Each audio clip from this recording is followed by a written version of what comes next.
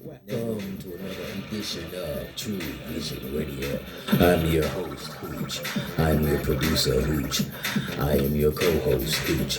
I am your Lord and Savior, Hooch. I like that, actually. But first things first, let's dig up to the National Federation of the Blind. Yes, the National Federation of the Blind. For additional information, please log on to the National Federation of the Blind.org. Yes, National Federation of the Blind.org. NFB.org. NFB.org. We'd like to give some shout outs to the chapter Montgomery, Alabama, the capital city. Chapter here, right here in Montgomery, Alabama. Mobile, Alabama. Yes, give it up for Mobile, the chapter there. Give it up for Birmingham, Alabama, the chapter there. Yes, give it up for Huntsville. Yes, Huntsville in the building, the chapter there in Huntsville. And Talladega, Alabama. Don't forget Talladega, Alabama. Yeah. And don't forget Huntsville. That's right, Huntsville, Alabama. And our president here in the chapter in Montgomery, Alabama, Miss Charmy Simerton. Yes, give it up for Miss Charmy. We got a quick and interesting show today. Our music moment will be centered around Mr. Louisiana Fred. Yes, Mr. Louisiana Fred, singer, songwriter, and harmonica player. Yes, very exciting show. Hope you enjoyed the news with Mr. Raul sitting in for Awesome Al. And we got a lot of interesting things coming up in the future. We will not stop. So, let's get it. And we also would like for you guys to subscribe and hit the thumbs up. And also, we'd like for you to do is email us if you got any questions or concerns or statements, the good, the bad, and the ugly. Email us here, right here at Trewvizon Radio, TREWVIZON radio@gmail.com. That's TREWVIZON radio@gmail.com. And don't forget our Twitter account, yes, which is at Trewvizon. Most importantly, that Cash App. We need money. That's right. Microphones, microphone cords, the stand for the microphones. We need all of that. That's right. Cash App, $ TREW Bucks. True Bucks. Hell, Awesome Al might need a new CNN dog. I might need a new CNN Negro. Who knows? We need money. Money moves things. Money answers all things. You know what I'm saying? And don't forget, if you have any things you should never do, email us once again. And subscribe and hit that notification bell. YouTube's doing a little different things here now, so bear with us so we can figure this out. But let's get it.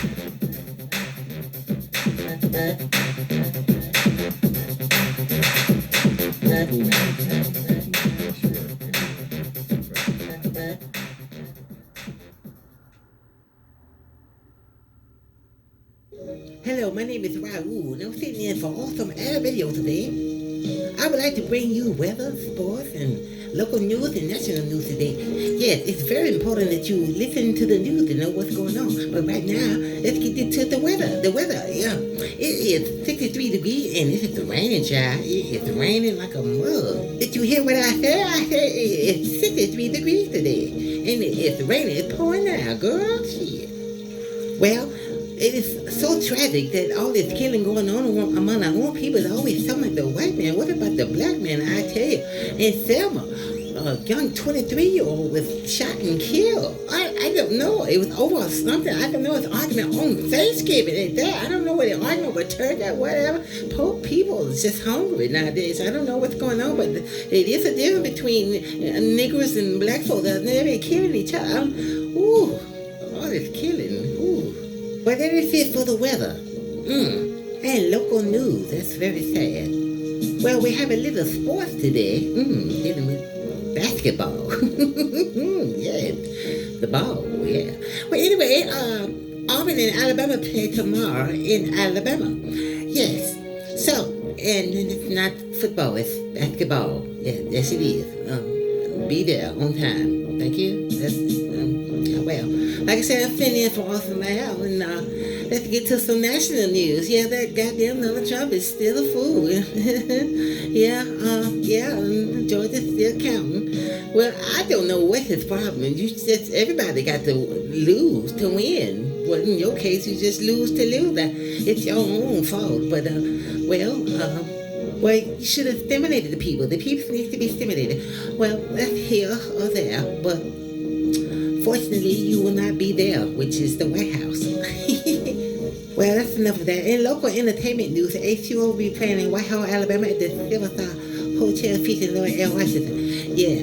For additional information, log on to doubleaction.com. That's it. This is why we were sitting there for Awesome Al.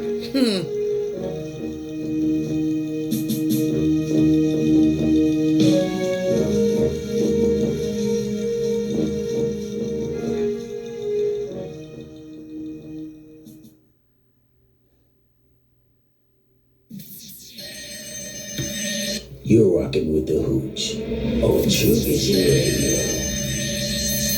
Things you should never do. Number one. Listen up to all you women. Yeah, on the women again. Yeah. This thing you should never do is brought to you by Mr. J. Jones. That's right, he emailed me the other day. Got me some good goddamn things you should never do. So number one, check it. If you on a date, you a woman, you know, and you don't want to give up the cookies, the trim, the punana, the enchilada.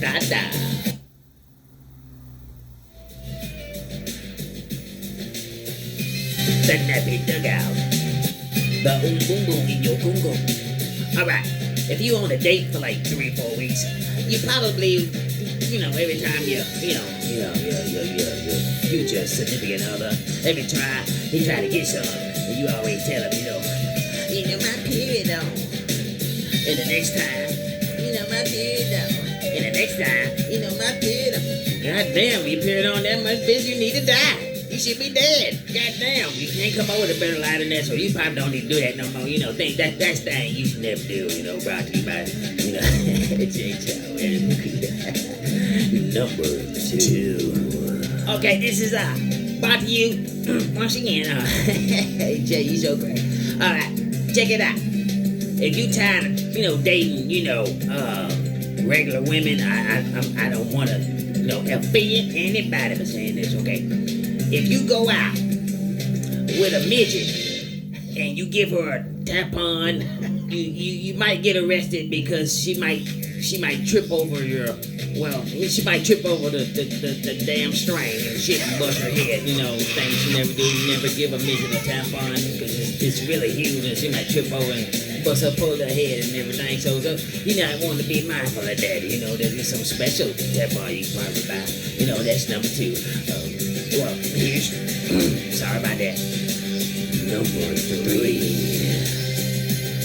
Okay, number three. All right, check it out now. All right, you in the bathroom and you weigh about 350, 400, pounds, and all that turkey you just got been eating. You know damn well you shouldn't be eating any goddamn thing anyway. Big mama.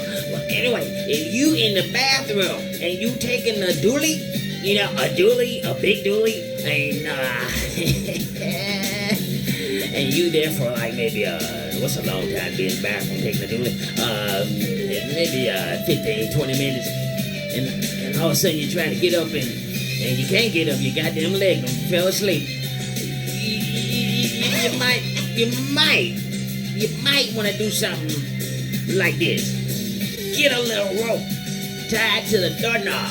That way, you can pull yourself up. You know what I'm talking about? You might even do goddamn dope at the end of the day, but your ass will be up. So that's, number three thing you should never do. Number four. All right.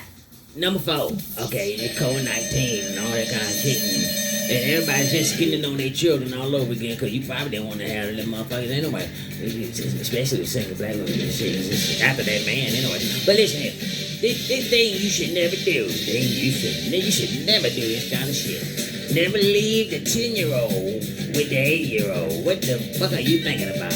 Oh, you should never do that kind of shit. When you come back home and you wonder why your grandmother, before you're 30, that's why. You know, they freaking and deaking and all kind of shit going on and smoking and weed and because you're just careless anyway. You leave all kind of shit around the house and trying on your panties and shit. And you wonder why they're walking funny because you leave them at home. Like I said, you can't take the 10-year-old to watch the 8-year-old. What the hell you doing, shit? You know what I'm saying? Thing you should never do. Stop having children out of goddamn wedlock. Thing you should never do. Never leave your 10-year-old with the 8-year-old. You can't do that. Get a grown motherfucker and the goddamn how what you supposed to do? Anybody, leave him up.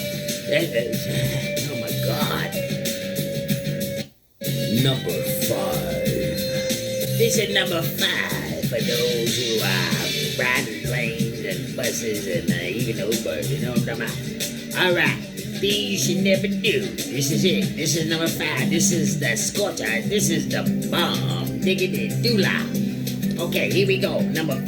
If you're sitting on the plane, I use a plane for example, you know, because you can't go no goddamn well shit. You can't go too far anyway. But if you're sitting on the plane, and if you feel like you got that cough or sneeze, I think, you know, it's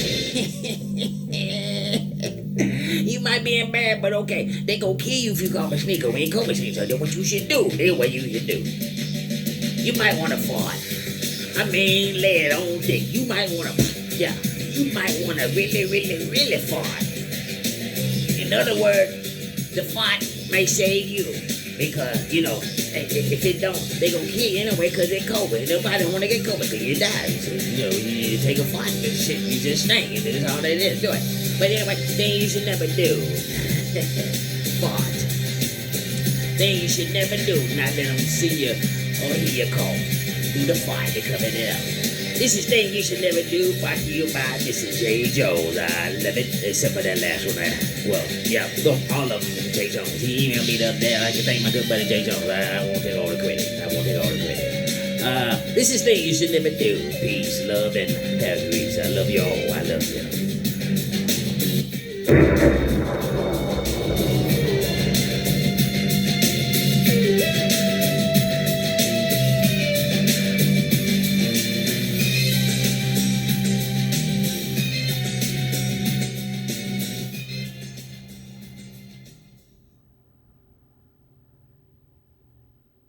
Ladies and gentlemen, and around the world in the day, you are in the company of Trewvizon Radio. I'm your host, producer, and co-host, and Lord and Savior, and all that kind of good stuff. We'd like to introduce to you today, Mr. Louisiana Fred. How you doing? Right, how you doing today, Luke? Put it fair for a square with clean underwear. Oh, man, you doing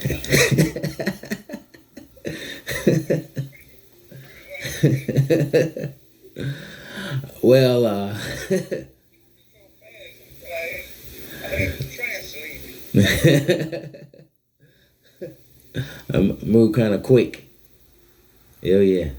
Yeah, man. Well, we'll make it nice and sweet and make sure we educate up and coming musicians and singers and songwriters and give a quick verbal bio of your life and how you got started with music and playing the harmonica and writing songs and your experience in starting performing in live bands.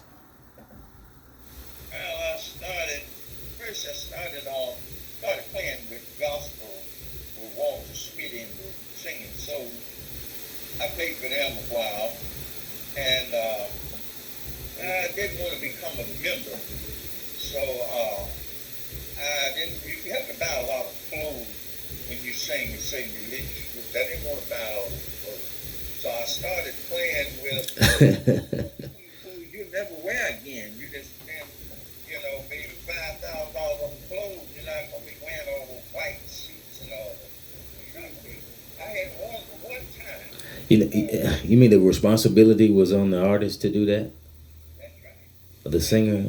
Yeah, they put it on the singers, but you can get about suits you won't ever wear. I got about 3 or 4 in there. I've never worn them in 5 years. Wow. So, but anyway, I started playing with a country band, and I so that I could learn how to play in the steps, learn how to cut out, cut in, do turnaround, count offs, different things, and I they little rudiments, things that I needed to know. And over a period of years, I learned how to play with the band. And then I practiced after that. I just started practicing with the harmonica. My son brought me a harmonica one day, and he said, "Daddy, said, you want this harmonica?" And I said, "Well, I didn't think anything of it." And I started playing it one day in the Holiness Church. And some of the members told me, "Sir, Prosper, you played that pretty good. You should stick with that." And I did what they told me. I started trying to play it. And that's how it all began. You're originally not from Louisiana, but from Union Springs, right? Yeah, I'm from Union Springs. Yeah, my neck of the woods, my hometown, Midway, Right. Union Springs. My mother and her family played for my mom. Her father played, all her brothers played, and all her sisters played. Since they were kids, so I had a harmonica family. And so it was easy for me to learn to play the harmonica. Wow. It was just easy. I remember meeting her. Yeah. Yeah. I think she was in her 90s when she was in her late 90s when she died, just about 100. Mm-hmm. The harmonica until she was in her late 90s. I remember. Yeah, I remember meeting her. She was 95, I think. I got a pretty good memory. Yeah. Sometimes. Yeah. But she was a great harmonica player. Most of the old time harmonica players, play different. They play with a feeling. Mm-hmm. Right. So you have to go through something to get those feels. Yeah. Yeah, you can hear it in the music. You can hear their feelings in the music. You can hear their hurt, pain, and you can hear it all in the music. Mm. And all of those players like Howard, Buddy Waller, Sonny Boy Williams, you can hear it, and you got some white players too. But I mean, the black players, you can hear that. Most of their songs are really a complaint. They're complaining about something. They're wailing about something. And if you listen to it closely, you'll get a message. There's a message in each one of those songs. Right. I like the blues because the blues is closely related to gospel. Right. In gospel, you talk about God, and the blues songs you talk about a woman, but they're still similar. Right. Yeah, because gospel just it's like blues too. You're feeling blue in the record when you write it. Things you go through. That's right. And both of you're going through some traumatic experiences, and you just simply talking about it in the song or singing about it and expressing it. So I like it. It doesn't matter that I'm a preacher. I like blues. I like it. I like the way the songs are structured. People and the songs are talking. They're talking about their life experience. And I don't hear that one. Right. Yeah. Sometimes people are judgmental. Musicians try to do Yeah, you something. got a lot of holy rollers. But I'm a feeling that people go through divorce, they have broken hearts, and they just simply be expressing what they've gone through. I don't see any sin in that. Some people see sin in everything. Except what they're doing. Right. They don't see what they're doing. Of course. Yeah. Like full girlfriend, but they don't see it. Wow. And that's just the preacher, huh? Everybody else see it, but they don't. And talk about it too. Yeah. Yeah. Well, you've been pretty successful lately, because I remember, if you don't mind me saying so, you started. Well, it's in the genes, so it's been there. You just tapped into it to bring it out, but you started at 59 and you're 77 now. That's right. 77 years young. Yeah, it takes like any other instrument, a harmonica has to be mastered. You have to put in your work. It's not free. You have to earn it. Just like the saxophone player and the trumpet player, he has to earn that perfection. Mm-hmm. He has to earn it. Mm-hmm. And I remember when I first started off, William Jordan told me, he said, that might be a small instrument, he said, but it's a lot to that thing. And there is a lot to it. In fact, it takes you years to play it well. It takes years. But I was willing to put in that type of effort because I wanted to play with it. A lot of people don't know that the harmonica is not different keys. One harmonica is not all those keys. You have to get all of them to get the keys. And I didn't know that. You got your flats, your sharps. When you get all maybe about 7 maybe, then you got to get your head, your B flats, and E flats, D flats. Then you got to get your F sharp. So it's a lot to it. You got to get all those.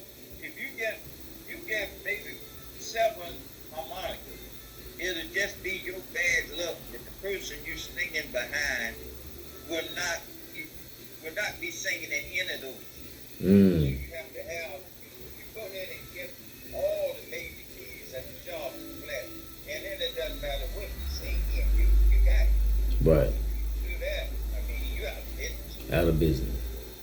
Wow. And when you get up to sing, if you're going to sing in a song in B flat, you need to always have 2 halves in B flat. Mm-hmm.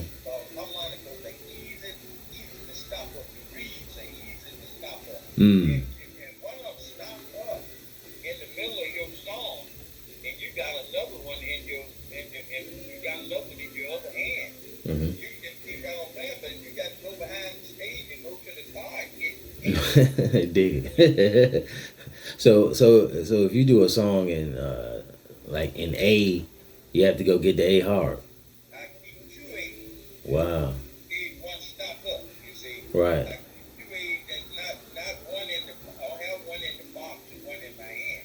Have both of them in your on your person where you just reach and get it. Yeah. Yeah. But I say they have to folks said it was embarrassing. He had to tell the audience, hey, if you go behind the stage just a minute, get one. I said that's embarrassing. Yeah. That's probably gonna be your last gig. Yeah. I mean, that was a vacuum. That was an absence in the song. I mean, people just never wait, and the band just broke off in the middle of the song, and it took me at least 10 minutes to go back there and get it out of its case. So when I saw that happen, I said that'll never happen to me. Wow. I'm gonna always keep. So if you play the harmonica after you've eaten dinner, you got crumbs in your mouth. Mm-hmm. And those crumbs will find a way to get down in that harmonica every time. So you need to have 2 weeks. Do the same kind. Mm-hmm. Mm-hmm. Oh, that's good. So do you have to have a secondary for all of them then? Sound like. Yeah. Okay. Yeah, you could go. You could be on the set and one of them tear up before you start singing. Hmm. You gotta have. You could drop one on some concrete, and it disturbs those reeds. Well, you will need another one. So always keep 2 of all kinds. You can buy some cheaper ones, but you need to have 2 of every key. You need to have 2. Yeah.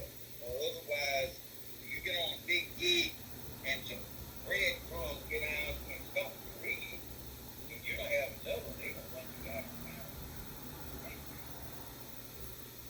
Oh. They don't care why the hard's not playing. They paid you to play it. You can't. I want to know. Um, it was on the tip of my tongue, but you mentioned the bottom in Union Springs before how it got started. When you first.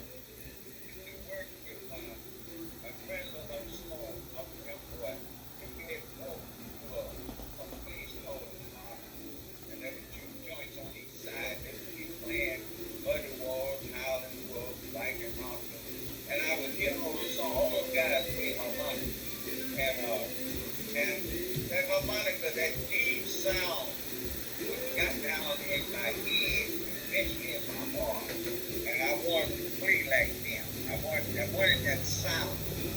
And so when I started playing, I searched for that sound. Little Walter had the same sound. As soon as I started playing, I started searching for that sound because that's what I wanted. It was a black sound, a sound that only black people could make. And I was searching for it, and I did find it. Very good. Yeah, inspiration has to come from somewhere because you most definitely got to feel. Your work ethic is incredible because I know you rehearse practice every night. There's practice and rehearsal, two different things. Mm-hmm. And they had the little Walter sound. Mm-hmm. All the white guys and some of the black guys be trying to find. Most of the white guys, nothing wrong with them trying to find it because it's $1 million sound. And the white guys be trying to find it where they could exploit it. I don't blame them for trying to make money. And black guys that seem to take any interest in it. We let our heroes and talented guys get away.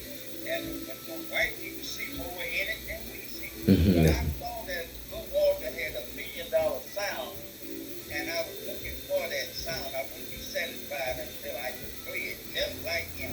I didn't want to be another Blue Walter, but I wanted to see if I could actually create that sound. Mm-hmm. And I got a chance to create one better. But it took a lot of hard work. Hard work. Hard work pays off, everybody. Yeah. You have to go to work. A lot of hard work, and I got a harmonica graveyard. I performed so many hard, getting that. Right. You don't have a lot of hard. And so, but that's what it takes. Each time you wear one out, you got better. You get better and better. If the harp doesn't come out too good, but you come out, you come out all right. Right. Wonderful. How did you come with the song "Digging My Potatoes"? Well, I was going with a little girl in Union Springs. Oh, that'll do it. Yeah, young girl. Celestine Matt. She still lives there. And a friend of mine, a close friend of mine, was trying to date her behind my back. And when I found out about it, it hurt me. So I said to myself, you digging my potatoes, you trampling on my mind. Oh. He's on my turf, messing with my girl. I was about to say, it means get the hell on before you get slaughtered. Yeah. He's already supposed to be my friend, so it hurt worse. Oh, wow. You trampling on my mind, but I got a special plan resting on my mind. That means I'm going to have to deal with you.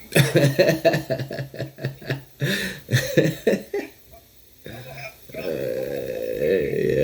He might need to find some sweet potatoes or something. He need to find some more potatoes.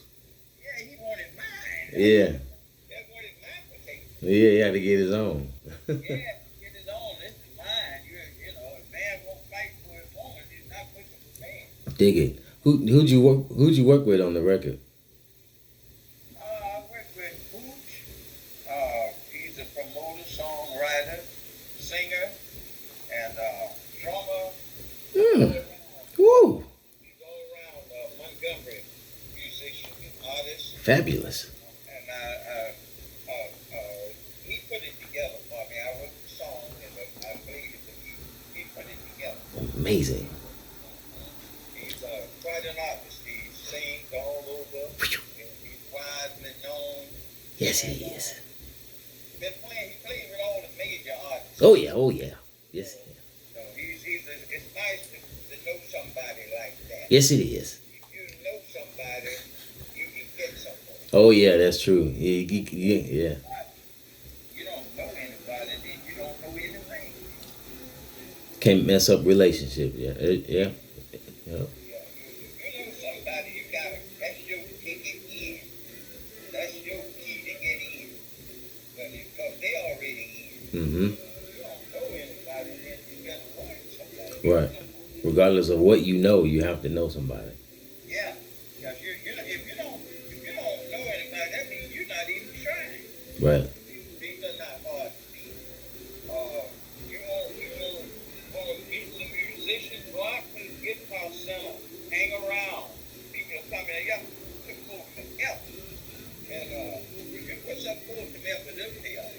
What's really remarkable about you also is that you have a hell of a personality. See, people like you. You're always upbeat and cracking jokes, and you know. So yeah. I love people. I love people. Not only I love white people, I love my people. I love black people. Mm-hmm. That's the hardest thing for black people. Is to love each other. I know, right?